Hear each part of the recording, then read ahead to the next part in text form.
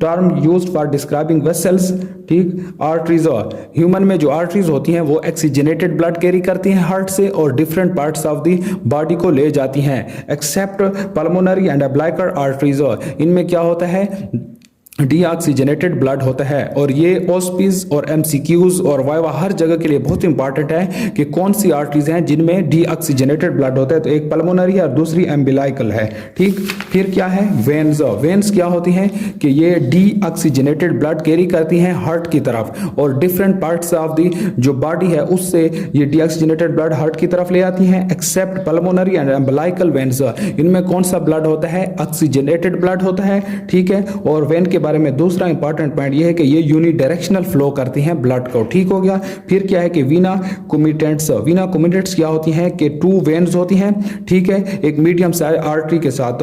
अगर एक आर्टरी है इस तरह, ये आर्टरी है तो इसके साथ 2 वेन इस तरह जा रही होंगी, ये मीडियम साइज आर्टरी और 2 वेन्स हैं, तो इन वेन्स को क्या कहते हैं कि वेनी कोमिटेंट्स, ठीक है। फिर क्या है, कैपिलरीज, कैपिलरीज क्या होती हैं कि ये कनेक्टिंग आर्ट्रियोल्स टू विनोल्स, ठीक है, ये कनेक्ट करते हैं आर्ट्रियोल्स और विनोल्स को, कैपिलरीज का ये काम है। साइनोसाइड्स क्या होती हैं कि ये लार्ज होती हैं, इरेगुलर और वेस्कुलर स्पेसेस होती हैं, कहाँ पर होती हैं, पेरेन्काइमा ऑफ द ऑर्गन्स, जिन ऑर्गन्स में पेरेन्काइमा होता है उसमें लार्ज इरेगुलर और वेस्कुलर स्पेसेस होती हैं। तो पेरेन्काइमा कौन सी ऑर्गन में होता है, लीवर में होता है, स्प्लीन में होता है, बोन मैरो में, सुप्रारेनल ग्लैंड और पैराथायराइड ग्लैंड्स। सुप्रारेनल ग्लैंड्स का दूसरा नाम एड्रेनल ग्लैंड्स है और सुप्रारेनल ग्लैंड्स का क्या मतलब है, सुप्रा और रीनल, सुप्रारेनल का क्या मतलब है, ये किडनी के ऊपर जो ग्लैंड होते हैं उनको कहते हैं, ठीक हो गया। तो ये बहुत ही इंपॉर्टेंट है कि एमसीक्यूज में आ सकता है कि यहाँ पर या तो इनका नाम दे लेगा 4 का और 5th जो नंबर पे होगा कि वो किसी और ऑर्गन का देगा और पूछेगा कि कौन सा जो है उनमें साइनोसाइड्स नहीं होते तो उसका वो होगा। इस तरह एमसीक्यूज के लिहाज से ये बहुत इंपॉर्टेंट है। तो इन ऑर्गन्स को याद करना बहुत जरूरी है कि इनमें पेरेन्काइमा ऑफ द ऑर्गन्स जो है ना, ये जो साइनोसाइड्स हैं ये कौन से ऑर्गन में होता है, इस पर एमसीक्यूज आ सकता है। तो इसलिए आपको ये याद होना चाहिए कि liver, spleen, bone marrow, suprarenal glands और पैराथायराइड ग्लैंड्स में क्या होते हैं, साइनोसाइड्स होते हैं, ठीक। फिर क्या है, एनास्टोमोसिस, एनास्टोमोसिस क्या होता है, प्री कैपिलरी या पोस्ट कैपिलरी कम्युनिकेशंस होती है, ठीक है।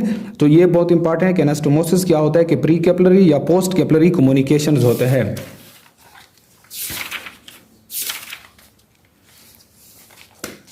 अब क्या है कि सिस्टम्स ऑफ द बॉडी, ठीक है।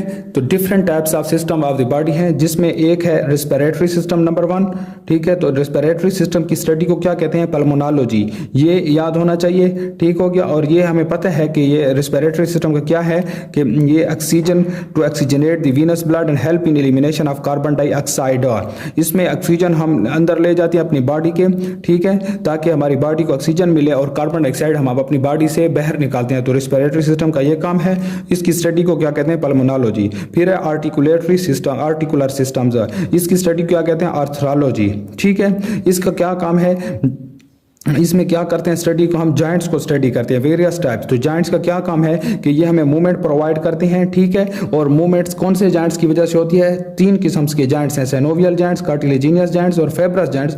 मूवमेंट सिर्फ साइनोवियल जॉइंट की वजह से होते हैं। कार्टिलेजिनियस जॉइंट्स और फाइब्रस जॉइंट्स क्या होते हैं, ग्रोथ ऑफ द बोन्स में इंपॉर्टेंट रोल है, ये इंटीग्रिटी और स्टेबिलिटी हमें देते हैं, ठीक हो गया, जॉइंट्स का ये काम। फिर क्या है, मस्कुलर सिस्टम। अब मस्कुलर सिस्टम क्या है, जिसमें हम मसल्स को स्टडी करते हैं, ठीक है। Muscles, different types of human में जो बॉडी में जो मसल्स हैं, ठीक, ये यहाँ पर different types of muscle, frontalis muscles है, आर्बिकुलरस ओकुलाई है और आर्बिकुलरस ओरस है, ये चंद 3 मसल्स के नाम लिखे हैं इन्होंने, ठीक है। तो मस्कुलर सिस्टम्स और इसकी स्टडी को मस्कुलर क्या कहते हैं, मायोलॉजी। इसमें अब हम क्या करते हैं कि मसल्स की वजह से एक्टिविटी होती है, लोकोमोशन होती है और फेशियल एक्सप्रेशन और एटसेट्रा, ठीक है। सर्कुलेटरी सिस्टम, सर्कुलेटरी सिस्टम्स की स्टडी क्या कहते हैं, एंजियोलॉजी, ये पता होना चाहिए। सर्कुलेटरी सिस्टम क्या कहते हैं, न्यूट्रिएंट्स और ऑक्सीजन सप्लाई करती हैं सेल्स को, ठीक हो गया। कार्बन डाइऑक्साइड और वेस्ट सेल से ले जाती हैं, एसिड बेस बैलेंस करते हैं, टेम्परेचर करते हैं और water content of the body fluids करते हैं। तो सर्कुलेटरी सिस्टम्स का ये फंक्शंस है। और इसमें हम क्या करते हैं, इसकी स्टडी क्या कहते हैं, एंजियोलॉजी। इसमें हम क्या करते हैं कि ब्लड वेसल्स, आर्टरीज, वेन्स और कैपिलरीज को स्टडी करते हैं। लिम्फेटिक सिस्टम क्या है कि यहाँ पर इसमें क्या करते हैं कि लिम्फ वेसल्स को स्टडी करते हैं और ये एक्सेस फ्लूइड जो होता है बॉडी में उसको ले जाता है, ठीक।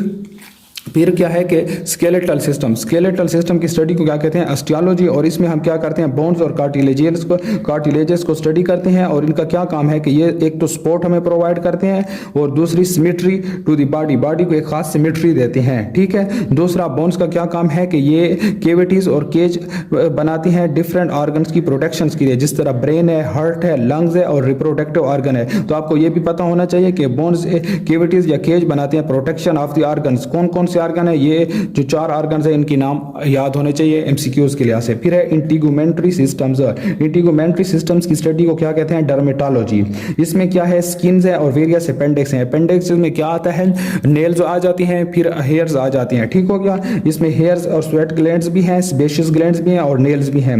इनका क्या काम है, एक तो प्रोटेक्ट करते हैं और सेंसिटिव कवरेज हमारी बॉडी की बनाते हैं। इसके बाद जो सिस्टम है वो है डाइजेस्टिव सिस्टम, जिसकी स्टडी को गैस्ट्रोएंट्रोलॉजी कहते हैं। ठीक हो गया। ये इसमें क्या होता है कि इंजेस्शंस होती है, मेस्टिकेशंस होती है, फिर क्या है कि डुग्लिटेशन जिसको स्वallowing भी कहते हैं, फिर डाइजेशंस होती है और एब्जॉर्प्शंस ऑफ द फूड होती है। ठीक है। इसमें फिर हमारे पास क्या है, यूरिनरी सिस्टम्स। इसमें इसकी स्टडी को क्या कहते हैं, यूरोलॉजी कहते हैं। ये हमारे पास यूरिनरी सिस्टम जो है हमें हेल्प करता है हमारे पास जो लिक्विड वेस्ट है हमारी बॉडी से निकालने में। ठीक है। फिर क्या है, रिप्रोडक्टिव सिस्टम्स। इसमें क्या है, ये बहुत इंपॉर्टेंट पॉइंट ये है कि जो मेल्स में रिप्रोडक्टिव सिस्टम की स्टडी को एंड्रोलॉजी कहते हैं और फीमेल्स में जो रिप्रोडक्टिव सिस्टम है उसकी स्टडी को गायनेकोलॉजी कहते हैं। ये इसमें इंपॉर्टेंट पॉइंट्स हैं। फिर यहाँ पर एंडोक्राइन है। एंडोक्राइन सिस्टम की स्टडी को क्या कहते हैं, एंडोक्राइनोलॉजी। ह्यूमन बॉडी में डिफरेंट टाइप्स ऑफ ग्लैंड्स हैं। ठीक है। तो उनकी स्टडी को क्या कहते हैं कि एंडोक्राइनोलॉजी या एंडोक्राइन सिस्टम्स हैं। ठीक। फिर है स्पेशल सेंसेस। ह्यूमन में स्पेशल सेंसेस क्या है, टेस्ट है, साइट है, स्मेल है, हेयरिंग है, बैलेंस है और टच है। ठीक है। टेस्ट आप किससे करते हैं, टंग्स में करते हैं। टंग्स में पेपला होता है और पेपला की मदद से एपिग्लॉटिस और सॉफ्ट प्लेट में भी पेपला मौजूद होते हैं। सेंस ऑफ साइट और ठीक है, डिफरेंट चीजों को आप देखती हैं किसकी मदद से, आई की मदद से। फिर स्मेल करती हैं आप, क्या करते हैं, स्मेल आप नोज की मदद से करते हैं, उसमें म्यूकस मेम्ब्रेन होता है। ठीक है। तो उसकी मदद से। फिर हेयरिंग और बैलेंस है। हेयरिंग और बैलेंस क्या है, वो इंटरनल एयर है, उसके अंदर ऑर्गन्स हैं जो हेयरिंग और बैलेंस को वो करते हैं, बैलेंस करते हैं। फिर टच जो है आप स्किन से हासिल करते हैं और नर्वस सिस्टम जो है न्यूरोलॉजी है।